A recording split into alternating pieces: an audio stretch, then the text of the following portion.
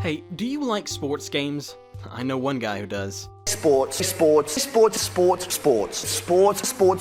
seems to be, however, at least one large group of people who don't, and that's Kickstarter backers. There aren't many crowdfunding campaigns for sports games, and a vast majority of them fail pretty spectacularly. On Clickus, for example, if you search for sports, you only get about 14 articles. Why is this? Why is what's usually such a black hole for money, a green hole, in the AAA industry a non-factor in crowdfunding? Let's take a look at some sports crowdfunding attempts and see where this goes. Unfortunately, there aren't any lacrosse or water polo games, so we might already have our answer. Oh, I should also say we're going to focus on realistic sports games for the purposes of this video, so games like Mutant League Football and Ninja Baseball will have to wait.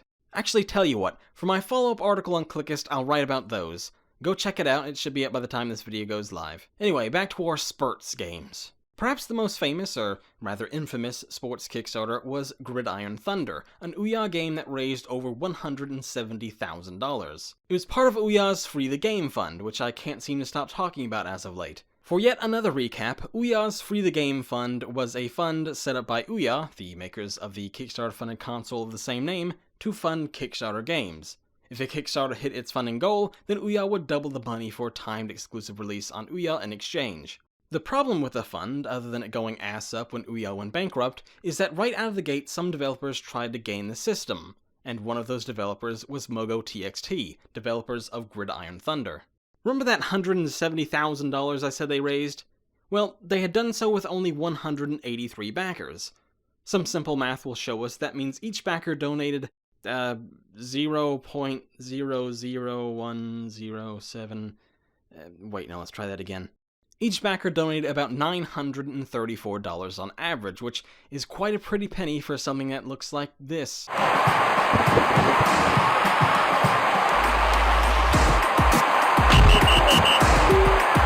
Okay, yeah, that could be possible, I suppose. As we're about to find out, this is really a niche kind of game even on Kickstarter, so maybe a small group of people are willing to pay a lot of money, and I mean a lot of money, to get their hands on it. Except when you look at the community tab on the page and realize that the most backers in one city happens to be the same city that MogoTXT are based in. Yes, it turns out the developers' wealthy industry friends were secretly funding most of the Kickstarter in an effort to get paid under the Free the Games fund. While technically not against Kickstarter Ouya rules, it is kinda shady. They also pitched the game using NFL players, teams, and coaches, which you can see in some of the screenshots.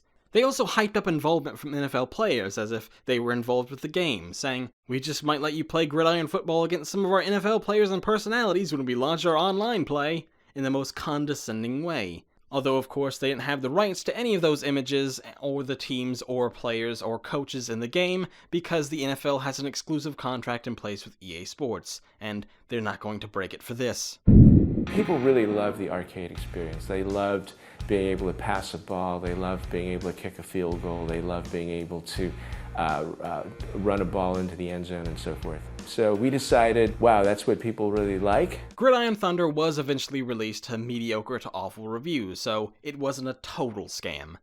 But it's one of the few sports games that actually succeeded, on the shakiest of ground. That should tell you something about what we're about to find. Like Soccer Manager, which is literally only a single line of text telling you to go to another website that somehow managed to get over £16,000.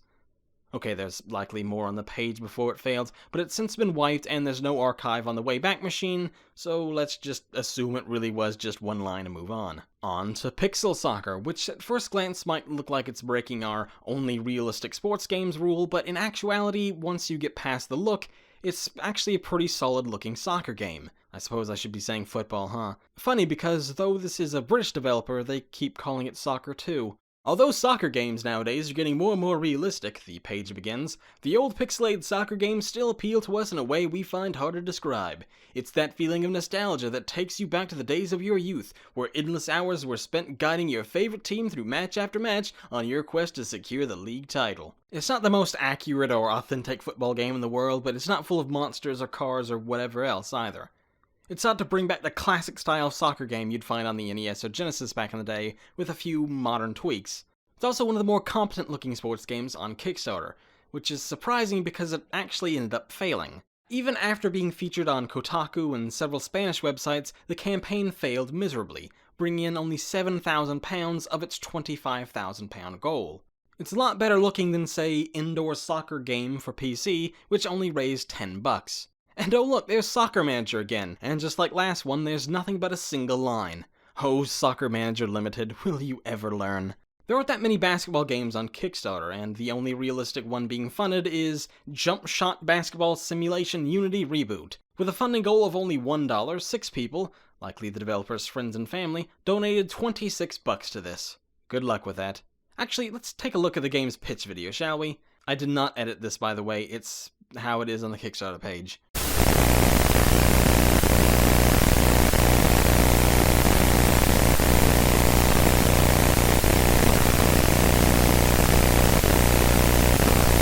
Nice. Other basketball games include Pick and Roll Basketball 2012, which consists only of this picture, and the line, "The game is a game that is easy to pick up and play for the new people to basketball, but makes the hardcore basketball gamer have to do something thinking at the same time." The Block Basketball is an impressive rambling mess about AAA video games, and I suggest you read it for yourself. It's quite something, alright. And Grudge Match was a Kickstarter campaign seeking $500,000 with nothing but a couple of paragraphs of basic information. Well done, Indie Sports Network. It's funny how much they were trying to push their brand as if they were some big deal. Moving on to hockey, where there are even fewer games. Hockey Universe is the most successful. Actually, the only successful hockey Kickstarter that isn't simply seeking to keep its online servers going. It's a hockey management simulator from Bionic Salmon. They raised over $1,000 with a pitch video that's nothing but clip art and other images taken from the internet. Every single baseball game failed, as did the golf games.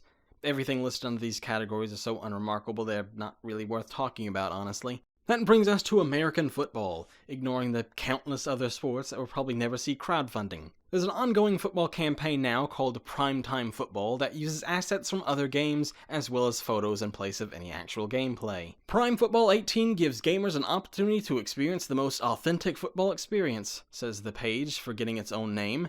Gridiron Heroes, not to be confused with Gridiron Thunder, is a Facebook game in the same vein as Pixel Soccer.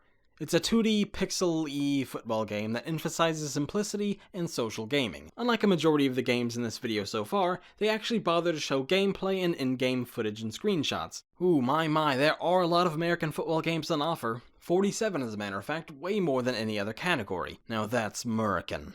Although of course only 5 reach their goal, including the shady Gridiron Thunder and Instant Mobile Fantasy Sports, which is just a fantasy sports app and not a video game or even football specific. All of the others, like Football Warriors or Virtual Reality Football, all follow the same formula as the other games, i.e. no gameplay and only a scant few paragraphs of text.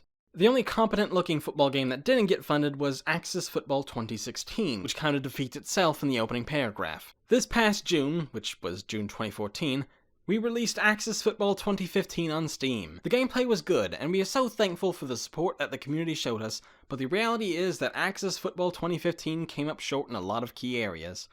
Most of this was due to our tiny budget of $450, hence the reason for this Kickstarter. Credit to developer Danny Jugan for admitting the previous game's shortcomings, but I'm not sure that opening your crowdfunding pitch with, "Boy, our last game sure did suck, didn't it?" is a good idea. I would have liked to have played this one. Too bad it fell about $18,000 short of its goal, though. That's pretty much it for sports games on Kickstarter. Wait a second. No, it can't be. There actually are some lacrosse games after all. And wouldn't you know it, they're way better than any other sports video game campaign. I mean, just look at the poetically named Lacrosse video game for PlayStation, Xbox, and PC. This one was being developed by Cross Studios, who actually had previous experience with other niche sports games like cricket and rugby and even college lacrosse. Aside from being a good-looking game, they actually ran a good campaign. Plenty of screenshots, gameplay, and they seem pretty far into development. I guess the problem is that there just isn't enough lacrosse fans on Kickstarter because, while it made $120,000, it ended up $90K short. 3D MVP Lacrosse fared worse, netting only $4,000. Yeah, the gameplay was in the trailer and was recorded by pointing a camera at an iPad, but there is still some gameplay there, and the developers, again, knew what they were doing. It too looked pretty far in development, though it's easier to see why this one failed, given its high funding goal and not much shown of itself. Now, did we actually learn anything from any of that? There are certainly a few takeaways from what really was a brief look at a bunch of campaigns. Sports-themed video game Kickstarters have a much higher failure rate than any other genre. At the same time, they clearly have much worse developers who don't know how to use the platform, offering just snippets of text and not much else. Is there a reason for that, or is it just a coincidence? They're all pretty old campaigns as well, with most of them coming in 2014 or earlier, almost as if the well had dried up barring a few exceptions. Now this is all guess on my part, but looking at a handful of successful sports campaigns, they all look like any other well-run Kickstarter. However, compare the games themselves to other sports games on Kickstarter, and they're much simpler, like Pixel Soccer or Gridiron Heroes, as opposed to Madden or MLB The Show level of realistic sports simulation. There are a lot of factors, of course, like which sport the game is being made for. I bet if an American football or soccer game looked half as competent as a lacrosse game, then it could have been funded pretty quickly. Another thing to consider is that indie game studios don't have professional sports licenses. That means that all these Kickstarter campaigns and beyond have to make up fake teams, cities, players, coaches, all of it. You remember that NFL exclusive deal I talked about earlier with EA Sports. Now that might not sound like a big deal to someone who isn't a sports fan, but trust me, as a sports fan myself, that means everything. We want to play as Cam Newton of the Panthers, or Steph Curry of the Warriors, or this guy. Not John Johnson of the Timbuktu Billy Goats, or Golfer McGolfface of Golf City. Look no further than the 2K Sports NFL 2K series, which completely died after the NFL signed its deal with EA. They came out years later with All Pro Football 2K8, featuring former football players on fictional teams, and that game bombed so hard 2K gave up on football games for good. Then there's the fact that there are just so many sports games already being made. The ones I've already mentioned by AAA publishers are only the tip of the iceberg, and it's not limited to mainstream American sports either. There are video games for cricket, rugby, arena league football, frisbee, the Olympics, fishing, volleyball. There's probably a game for that cheese rolling down a hill thing that they do that I don't know about. Compare that to 3D platformers or adventure games that were dead before Kickstarter came around, and you can see why they've had so much success. The successful campaigns didn't have a lot of backers, but those few backers donated quite a lot of money, more than an average video game Kickstarter backer, I'm willing to bet. I think all this tells us that there are some people who want crowdfunded sports games, but they aren't willing to back an obviously bad campaign. Well, except for maybe that hockey one. It's a very limited niche market, and I'm not sure if there's enough crossover between sports video game fans and indie game fans who use Kickstarter. They're out there, of course they are, and they're willing to spend a lot of money, but I'm not sure that's enough to sustain a major campaign, especially on a niche site itself like Kickstarter. I'm not necessarily sure we're due for a successful campaign, or even a sports Kickstarter that doesn't look like a complete train wreck. With how rarely these kinds of games hit the site, we likely won't find out for a long time. If you're looking for an alternative to Madden or MLB The Show, you probably shouldn't hold your breath.